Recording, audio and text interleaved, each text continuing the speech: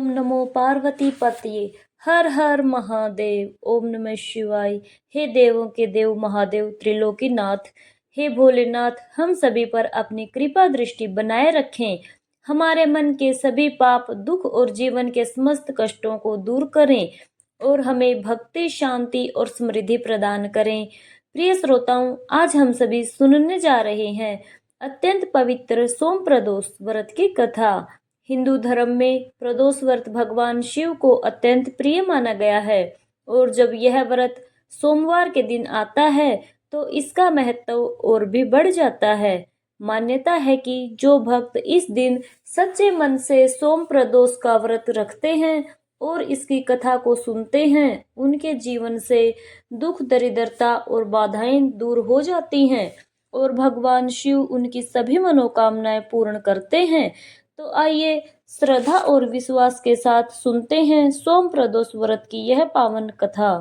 शौनक आदि ऋषियों ने कहा, हे मुनि श्रेष्ठ सूत गोस्वामी, अब आप हमें सोम त्रयोदशी प्रदोष व्रत की कथा सुनाने की कृपा करें।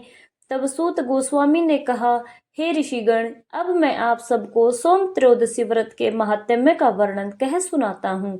ध्यान पूर्वक श्रवण कीजिए।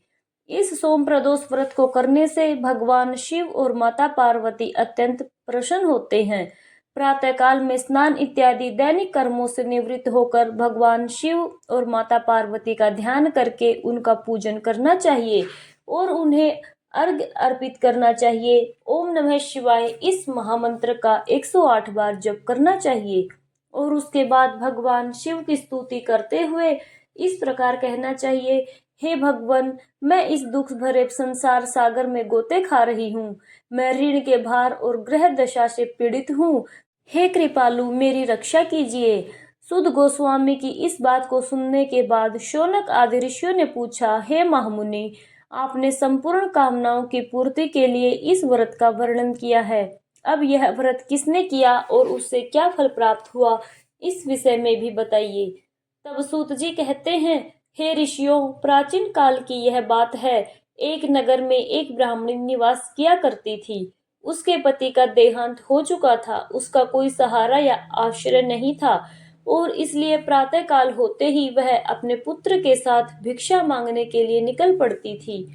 जो भी भिक्षा उसे प्राप्त होती, उसी से वह स्वयं का और अपने पुत्र का भरण पोषण किया करती थी।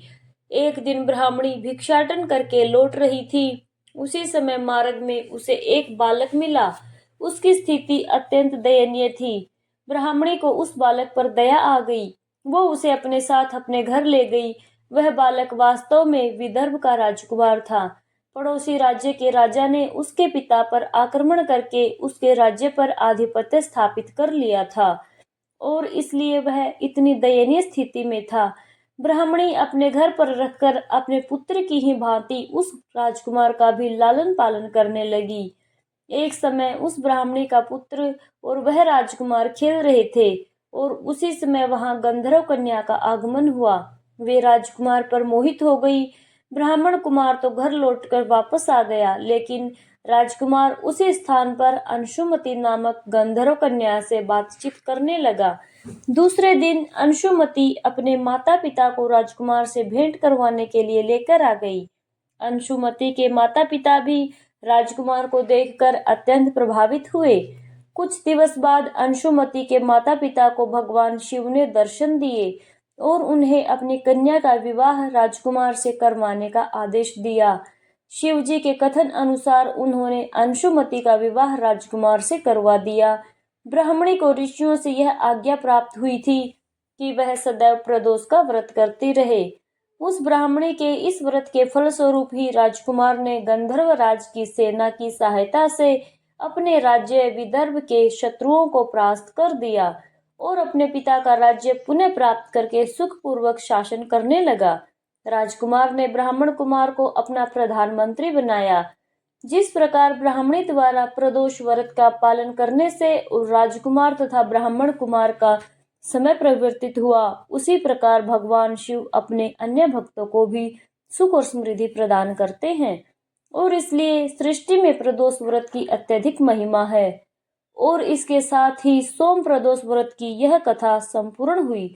जय भोलेनाथ। प्रिय श्रोताओं, तो यह थी आज की सोम प्रदोष व्रत की पौराणिक कथा। यदि आपको यह वीडियो पसंद आई है तो कृपया करके वीडियो को लाइक करें, चैनल को सब्सक्राइब करें और कमेंट में हर हर महादेव लिखना ना भूलें।